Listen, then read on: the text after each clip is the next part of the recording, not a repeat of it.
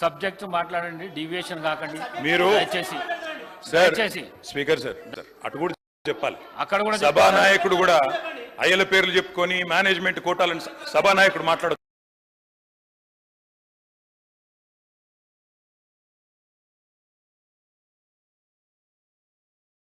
సభానాయకుడు కూడా అయ్యల పేర్లు చెప్పుకొని మేనేజ్మెంట్ కోటాలను సభానాయకుడు మాట్లాడొచ్చా?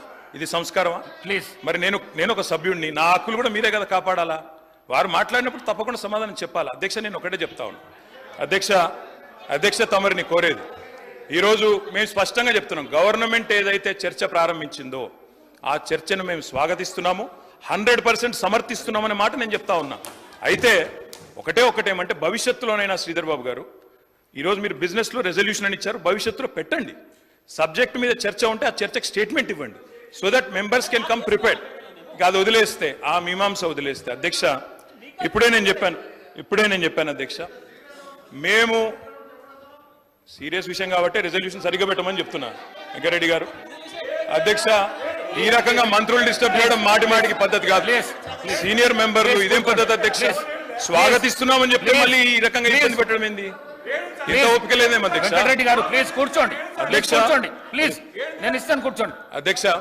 అధ్యక్ష మేము క్లియర్ గా చెప్పేది, మేము అధ్యక్ష అధికార పక్షంలో ఉన్నా, ప్రతిపక్షంలో ఉన్నా, ఏ పక్షంలో ఉన్నా మేము తెలంగాణ ప్రజల పక్షం అధ్యక్ష.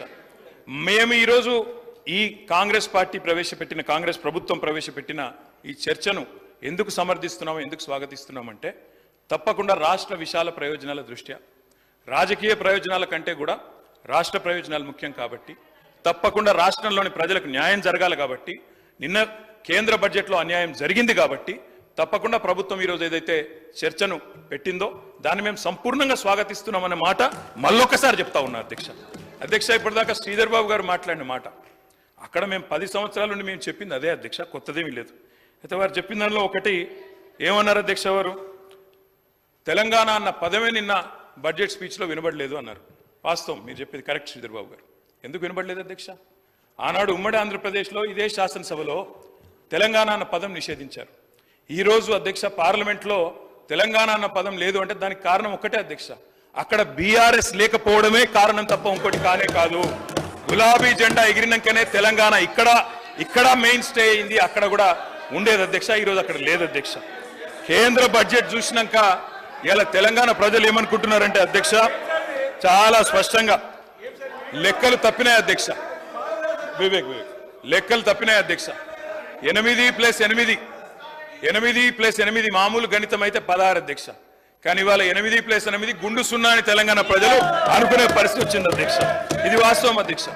ఎందుకంటే తెలంగాణ గడ్డ మీద పుట్టిన ప్రతి బిడ్డకు కలిగిన భావన నిన్న కేంద్ర ప్రభుత్వ బడ్జెట్ చూసినాక ఈ 10 సంవత్సరాలు ఏదైతే అన్యాయం జరిగిందో అదే అన్యాయం కొనసాగింపుగా ముందుకు పోతా ఉంది అధ్యక్ష. కాకపోతే హాస్యాస్పదం ఏమంటే, మమ్మల్ని ఒక మాట అన్నారు అధ్యక్ష. ఏమన్నారు ముఖ్యమంత్రి గారు? ఏమన్నారు అధ్యక్ష?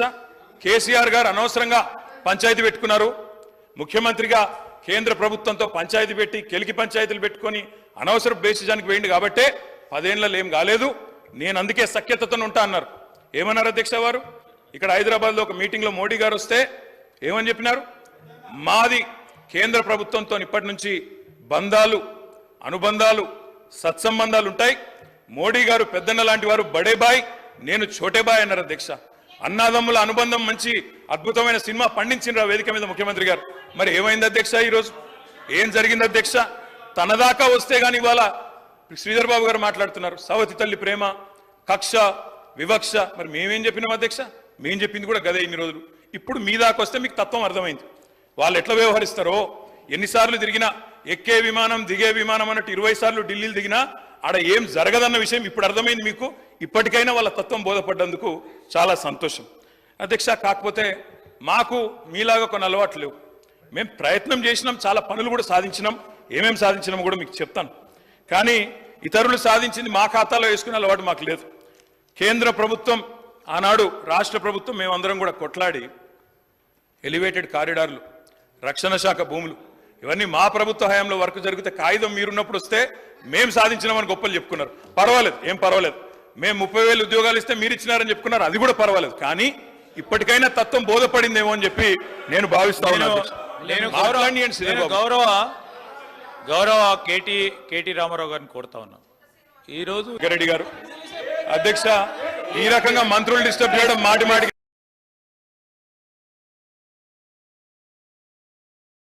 పద్ధతి కాదు. సీనియర్ మెంబర్ విధులకు సంబంధించిన అంశం విషయంలో